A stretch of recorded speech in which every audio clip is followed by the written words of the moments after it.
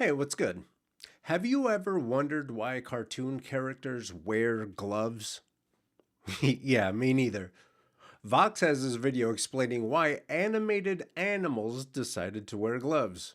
Since making cartoons is one of my favorites, I want to see what Vox has to say about it. So we're going to check out Vox's video on cartoon gloves. While we do that, I'm going to keep working on this kid's book. Before we get into it, remember to go to coconutjustice.com to get you some clothes that I think would look good on you. Let's go. Vox, explain to me how I should be putting gloves on all of these kids. Let's see what they have to say. This is the VHS for an extremely goofy movie. It's the follow-up to the cult classic A Goofy Movie, and it's one of my favorite animated films. Now, there's a moment in this movie where Bobby Zimmerowski, Max's stoner friend, you know, the one that chugs Cheese Whiz, he says, "Do you ever wonder why we're always, wearing gloves?" That's a damn good question, Bobby. Let's figure this out. Just make sure they're not rubber gloves, you know? Does the question, why do animated characters wear gloves, come up a lot for you? The question rarely comes up, but when it does, there are a number of answers to it. That's John Canemaker. He's an animation historian and professor at NYU.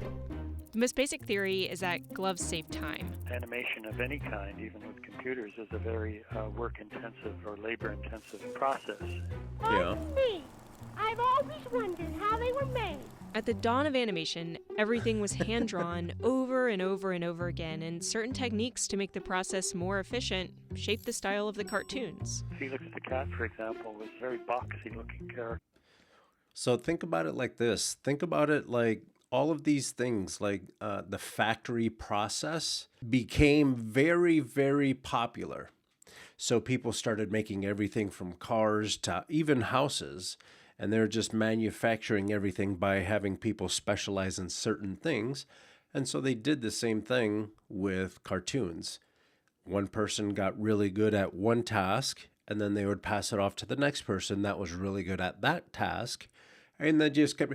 So what the Disneys and all these other companies did was they factoryfied the animation process, which, you know, arguably, a lot of the stuff that they did was very revolutionary. Then still to this day, very revolutionary. The danger to that is kind of what we're seeing now, is where you become so successful that you have to be careful because you can't say anything anymore without losing a bunch of money. And if you lose a bunch of money as a CEO, you get fired, or whoever's in charge of making decisions to make everyone rich, that person gets canned. So, I don't know. I love animating. I love making things move. I love my iPad. You'll always see me with my iPad watching TV, either animating or drawing, practicing, you know. It's just, as a kid, I've always wanted to be a 2D animator. And so, you know, I do it. I do it every day. All right, back to it. More gloves. As Felix was becoming more popular, the animator Bill Nolan decided to remove his snout and make him more circular overall. And that design... And what's funny is, for Felix the Cat, like, it's just, you just have to draw a silhouette. There's no detail in there at all. The rubber hose and circle design, the very spaghetti-like arms of the characters, proceeds to the design of Mickey Mouse as well.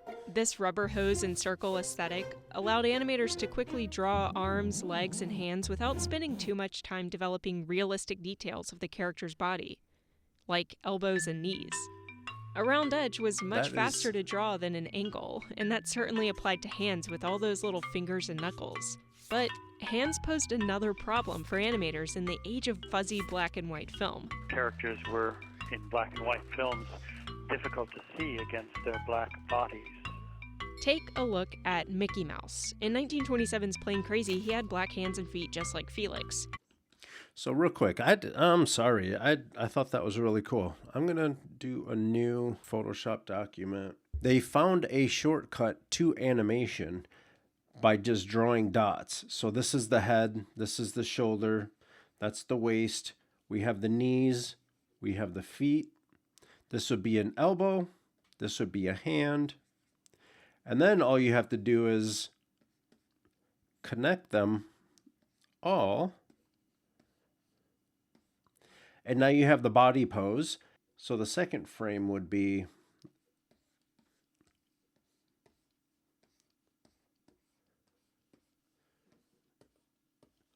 something like that.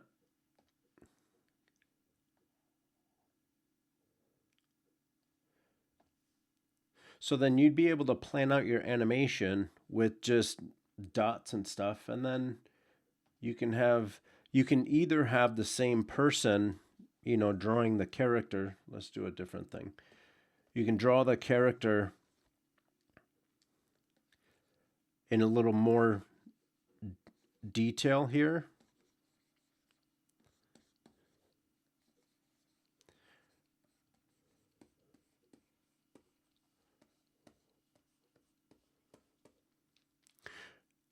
Or you can have someone do the stick figure animation and then someone else do the detail, you know? So it's really cool how they broke that up into those different pieces.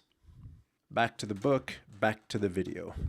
He gained shoes in 1928's Steamboat Willie, and in 1929, he's wearing gloves in the Opry House. The rubber hose style of animation is in full effect here. Every character is exaggerated, round, and simple. And like many of the glove-wearing cartoon characters of his time, Mickey Mouse is a non-human doing very human things. In his 1968 biography, The Disney Version, Walt Disney addresses this very issue. He says, "We didn't want him to have mouse hands because he was supposed to be more human, so we gave him gloves." So, in addition to saving time and providing color contrast, gloves bring non-human things to life, making their grand gestures stand out. These 1935 tea kettles from Van Buren Studios have them. This movie camera does everyone too. did it. When Pinocchio is a puppet, he wears gloves. But when he becomes a boy... Which is funny because they want to bring detail to the hands, but hands are, you know, if you're when you're an up and coming artist, hands are tough. You got to find little tricks to get comfortable drawing hands. ...disappear. They're no longer needed. But there's another, less practical influence behind cartoon characters' white gloves. The Opry House is a film about Mickey putting on a big vaudeville show. That film and many of the animations that predated it were inextricably linked to vaudeville performance and the blackface minstrel shows of the time. In fact, early animators often performed on vaudeville stages. Nicholas Salmon writes in Birth of an Industry... And that is an interesting rabbit hole that we can go down, like how racist cartoons were back in the day. They were so bad. That early animated characters like Felix the Cat, Bimbo, Bosco, and Mickey Mouse weren't just like minstrels, they were minstrels. Both the cartoons and the stage characters were portrayed as mischievous and rebellious, yet good-natured. They wore loose clothes, had painted faces, and they wore white gloves. In the 1930s, vaudeville and blackface minstrelsy declined. White gloves were no longer associated with vaudeville to a new generation of viewers. Instead, they were just part of the cartoon style people came to expect. Well, there was also in the band concert, do you know that film? It's from 1935. One of the characters is a cow character called Clarabelle Cow, and she plays the flute, and her glove gets stuck in the flute. So, really strange without the glove on it. 60 years later, Goofy takes off his gloves before getting in a pool, and it's frankly really disturbing. Goofy, now, what's really bothering me is why Daffy Duck and many other animated birds don't wear gloves. We might never know. Look, let's not split hairs. Why do It you gets even in the way wear of your gloves? flight. Because I've always worn them. It's who I am. Why do you wear that thing around your neck? Touche, Bugs Bunny. Touche. You got a little choker. What are you trying to tell us, kid? That was so interesting. So simple, yet so interesting. I like that. And hands are difficult to draw. And when you're trying to get better at drawing, just sit and draw hands. That in different positions. Everything a hand does is so difficult to draw.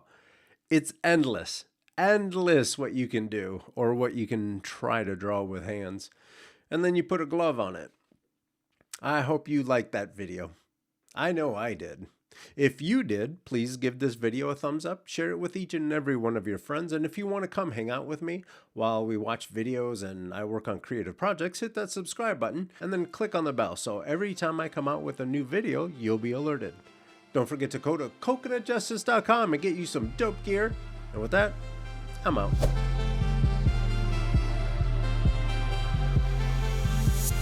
Coconut Justice.